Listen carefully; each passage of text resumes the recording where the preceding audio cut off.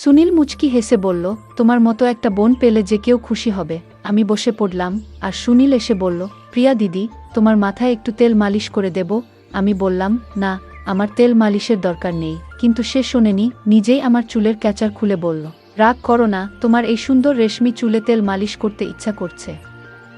তখন বাবা মা কাজে চলে গিয়েছিল। এভাবেই সে আমার পাশে বসে মাথায় আলতো করে তেল দিয়ে মালিশ করতে লাগলো।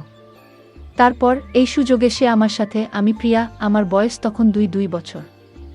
আমি দেখতে অনেক সুন্দর, গায়ের রং ফর্সা, একটু স্বাস্থ্যবান, তাই আমাকে আরও বেশি আকর্ষণীয় লাগে। আমি কলেজে গেলে সবাই আমার দিকে চেয়ে থাকে। আমার একটি মাত্র অনেক আদরের ছোট ভাই আছে। আমি 2য় বর্ষের ছাত্রী, এবং তখন গ্রীষ্মের ছুটি শুরু হয়েছে। প্রতিবারের মতো এবারও কলেজ থেকে ছুটি পেয়েছিলাম। আজ ঘরের সব কাজ শেষ করে আমি বিছানায় একটু বিশ্রাম নিচ্ছিলাম। ক্লান্তির কারণে আমার মনে হচ্ছিল সারা শরীর ব্যথা হয়ে গেছে, আর আমি একটু আরাম খুঁজছিলাম। এমন সময় আমার ভাই সুনীল এসে জিজ্ঞেস করল, দিদি, তুমি ঠিক আছো তো? আমি বললাম, হ্যাঁ, সব কাজ শেষ করে একটু বিশ্রাম নিচ্ছি। আমার গল্পগুলো তোমরা শুনো, কিন্তু সাবস্ক্রাইবই করো না। দয়া করে গল্পগুলো ভালো লাগলে ভিডিওটি লাইক, শেয়ার এবং চ্যানেলটি সাবস্ক্রাইব করো প্লিজ। সুনীল বলল, তাহলে আমি এখনই তোমার জন্য দুধ নিয়ে আসছি, তা খেলে এখন একটু তোমার ক্লান্তি দূর হবে। তার কথায় আমি স্বস্তি পেলাম এবং মুচকি হেসে বললাম, ঠিক আছে, দুধ নিয়ে এসো, আমি একটু ঘুমাবো। সুনীল সবসময় তার বোনদের খেয়াল রাখে। আমি তার জন্য মনে মনে অনেক দোয়া করলাম এবং তার আনা দুধ পান করতে লাগলাম। দুধের গ্লাসটি পাশে রেখে আমি বিছানায় শুয়ে পড়লাম। সুনীল বলল, চলো, আমি তোমার মাথা ম্যাসাজ করি, তুমি একটু ঘুমাও। সে বিছানায় বসে আলতো করে আমার মাথা টিপতে শুরু করল, আর আমি ধীরে ধীরে স্বস্তি অনুভব করলাম। চোখ বন্ধ করে গভীর ঘুমে তলিয়ে গেলাম। আর ঠিক তখনই আম্মুর ডাকে আমার ঘুম ভেঙে গেল। ঘড়ির দিকে তাকিয়ে দেখি রাত 10টা বাজে। একটু ধাক্কা খেলাম। বুঝলাম বাবাও অফিস থেকে ফিরে এসেছেন। আমি মনে মনে ভাবতে থাকলাম, এতক্ষণ আমি কিভাবে ঘুমালাম। আমি উঠে দাঁড়াতে চেষ্টা করলাম, কিন্তু মাথা ঘুরে গেল, কিছুই দেখতে পাচ্ছিলাম না। ফ্রেশ হয়ে বেরিয়ে এলাম, দেখি সবাই আমার জন্য অপেক্ষা করছে।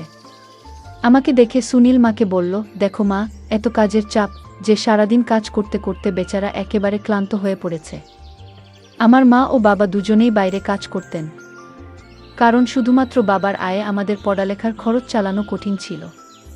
আমি আর সুনীল কলেজে যেতাম, কিন্তু গরমের কারণে আমাদের অনেক সময় বাসায় থাকতে হতো।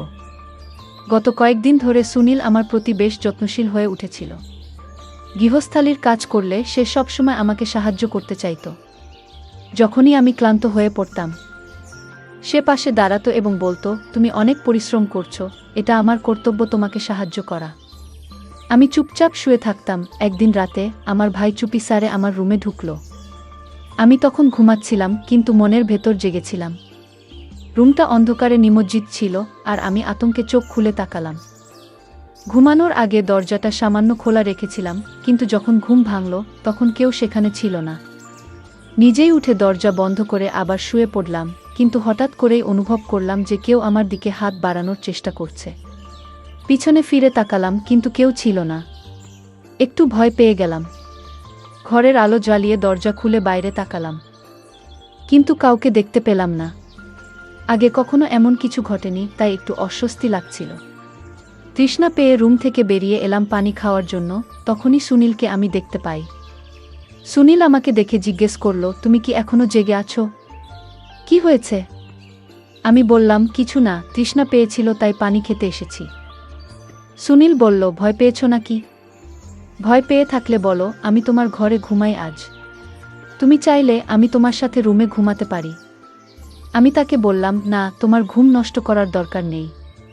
কিন্তু সে বলল, তোমাকে একা রেখে যেতে পারবো না। অবশেষে আমি বিছানায় শুয়ে পড়লাম, আর সে আমার পাশে বসে বালিশটা ঠিক করে দিল।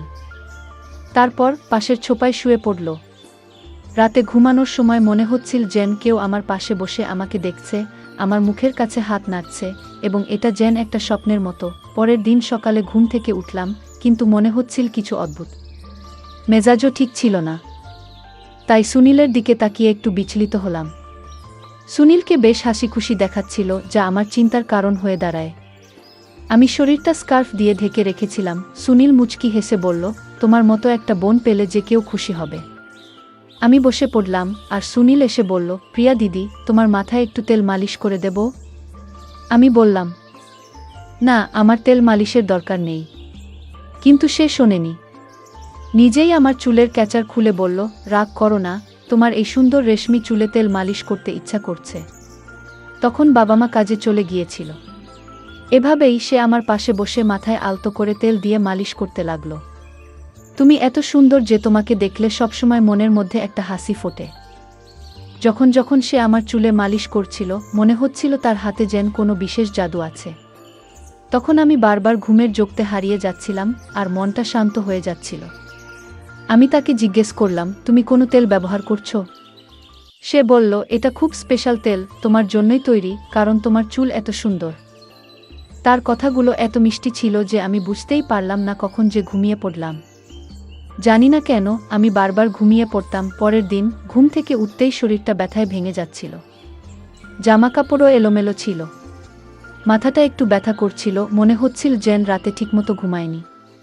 ফ্রেশ হতে বাথরুমে গেলাম, কিন্তু মনে হচ্ছিল আমি অনেক কঠিন পরিশ্রম করেছি। রুম থেকে বেরিয়ে শুনতে পেলাম কেউ যেন কারো সাথে কথা বলছে।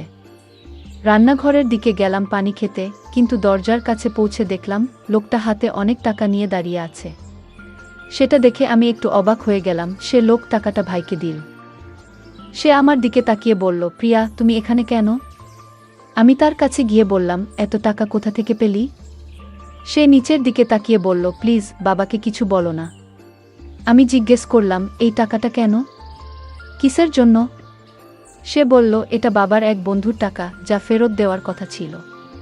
আমি টাকা ফেরত দিতে বললাম, কিন্তু সে মৃদুস্বরে বলল, হ্যাঁ, আমি মাকে বলেছিলাম। আমি তাকে বললাম, আমাদের কিন্তু পরিস্থিতি খুব খারাপ। রাতে যখন বাবাকে টাকা দিতে গেলাম, সে কিছু না বলে চলে গেল।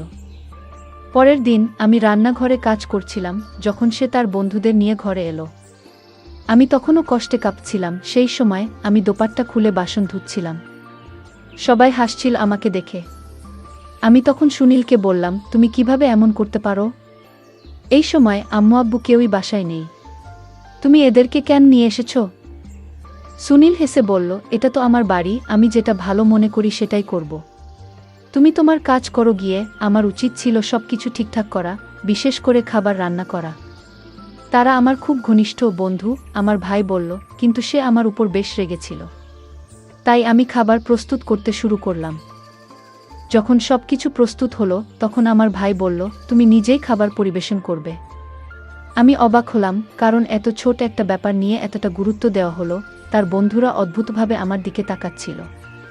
মনে হচ্ছিল যেন আমাকে কিছু বলতে চায়। খাবার টেবিলে রেখে আমি রুমে চলে এলাম আর ভাবছিলাম, সে তো তার বন্ধু। আমি ভাবলাম তাকে আর হয়তো এ বাড়িতে দেখতে পাবো না। তারা চলে যাওয়ার পর ঠিক তখনই সে আমার রুমে এসে আমার গালে আলতো করে স্পর্শ করল এবং বলল, তুমি এত রাগ করছো কেন? তারা আর আসবে না।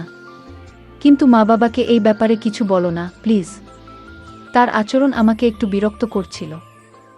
কিন্তু তো আমি নিজের রুমে গিয়ে একটু শান্ত হওয়ার চেষ্টা করলাম। বিশ্রামের জন্য ঘুমিয়ে পড়লাম, কিন্তু হঠাৎ করে আমার পায়ে কারো স্পর্শ অনুভব করলাম। চমকে উঠে দেখি সুনীল আমার পা তার কোলে রেখেছে। সে মেসেজ করছিল। আমি তাকে থামানোর চেষ্টা করলাম, কিন্তু সে বলল, আমাকে মেসেজ করতে দাও। আমি তো তোমার যত্ন নিচ্ছি। মা বাবা তো সবসময় কাজে ব্যস্ত, তাই আমার সময় আছে তোমাকে দেখাশোনা করার। আমি ক্লান্ত ছিলাম, তাই সুনীলের হাতে মেসেজ নিতে নিতে ঘুমিয়ে পড়লাম, কারণ সারাদিন বাড়ির সব কাজ আমাকেই করতে হয়। এখন কলেজ ছুটি দেওয়ার পর আমাকেই বাড়ির সব কাজ করতে হয়। বাবা মা সবাই কাজে যায়, তাই বাড়ির সব দায়িত্ব আমার। যখন ঘুম ভাঙল, তখন মাথাটা ঘুরছিল আর বিছানার চাদর এলোমেলো হয়েছিল। একটা মৃদু পারফিউমের গন্ধ পাচ্ছিলাম, যা আমাকে আরও অস্বস্তিতে ফেল। আমি বিছানায় শুয়ে পড়লাম। মনে হচ্ছিল কেউ যেন রুমে উপস্থিত আছে এবং আমাকে জাগানোর চেষ্টা করছে। কিছুক্ষণ পর যখন চোখ খুললাম, দেখলাম বিছানায় শার্ট এবং পারফিউম পড়ে আছে। সবকিছুই যেন অদ্ভুত লাগছিল। আজকের দিনটা বেশ অস্বাভাবিক ছিল, কারণ আমি আর সুনীল ছাড়া বাড়িতে কেউ ছিল না। তারপর কি হলো? আমার শরীর বেশ ক্লান্ত এবং দুর্বল বোধ করছিল। আমার মুখের রং ফ্যাকাশে হয়ে যাচ্ছিল। আর সেই মুহূর্তে সুনীল আমার পাশে এসে দাঁড়িয়েছিল। আমি কোনোভাবে অজুহাত দেখিয়ে নিজেকে সরিয়ে নিয়েছিলাম, কিন্তু মনটা অদ্ভুত সব চিন্তায় ভরে উঠছিল। আমার এই অস্বাভাবিক অবস্থা দেখে মাও দুশ্চিন্তাগ্রস্ত হয়ে পড়েছিলেন, কারণ তিনি বুঝতে পারছিলেন না আমার মধ্যে এমন কী সমস্যা হচ্ছে। সেই রাতে আমি বারবার জেগে উঠছিলাম এবং পরের দিনও ভালোভাবে ঘুমাতে পারিনি। দিনের পর দিন আমি যেন আরও বেশি রোগা হয়ে যাচ্ছিলাম, আমার সৌন্দর্য যেন কমতে শুরু করেছিল। জানি না কেন আমার সাথে এমন কিছু হচ্ছে। বাবা মা যথারীতি তাদের কাজে গিয়েছিলেন, আর আমি নিজেও ডাক্তারের কাছে গেলাম। সেখানে আমি একটা বিস্ময়ে চমকে যাওয়ার মতো খবর পেলাম, আমি গর্ভবতী। কিন্তু তখনও ভাবছিলাম, এটা কিভাবে সম্ভব, আমার ভাই কিভাবে এতে জড়িত হতে পারে।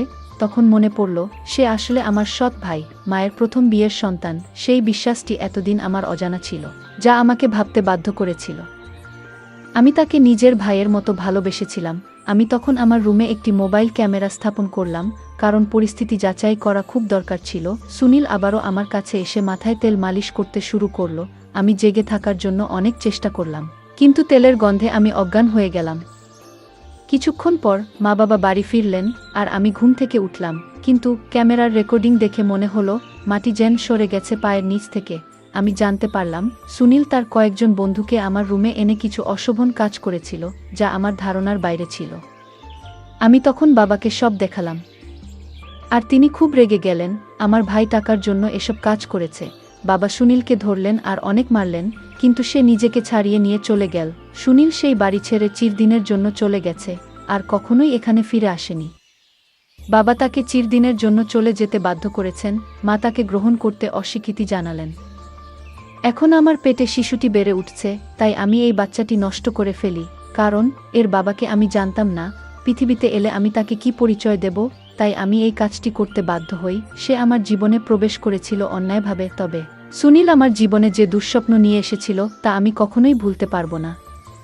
সতর্কবার্তা: যখন আপনি নিজের পরিবারের সদস্যদের কাছাকাছি রাখেন, তখন তাদের নিরাপত্তা নিয়ে সর্বদা সচেতন থাকুন। কোনো যুবতী মেয়েকে কখনো এমন ব্যক্তির কাছাকাছি যেতে দেবেন না, যার মনোভাব সন্দেহজনক। সমাজে এমন কিছু মানুষ থাকে, যারা সর্বদা সুযোগের সন্ধানে থাকে, আর আপনার মেয়ের সুরক্ষার জন্য আপনাকে সতর্ক থাকতে হবে। আপনার সন্তানদের প্রতি আপনার দায়িত্ব এবং যত্নে কখনো উদাসীন হবেন না। আমার বাবা মা নিজেদের জীবনের তাগিদে এতটাই ব্যস্ত হয়ে পড়েছিলেন যে তারা আমার সৎ ভাইয়ের সাথে আমাকে একা রেখে দিয়েছিলেন, আর আমি তাকে আমার বিশ্বাসযোগ্য বন্ধু ভেবেছিলাম। কিন্তু সময়ের সাথে সাথে বুঝতে পারলাম, নিজের ও পরিবারের সুরক্ষাই সবচেয়ে গুরুত্বপূর্ণ। গল্পটা কেমন লাগলো জানাতে ভুলবে না।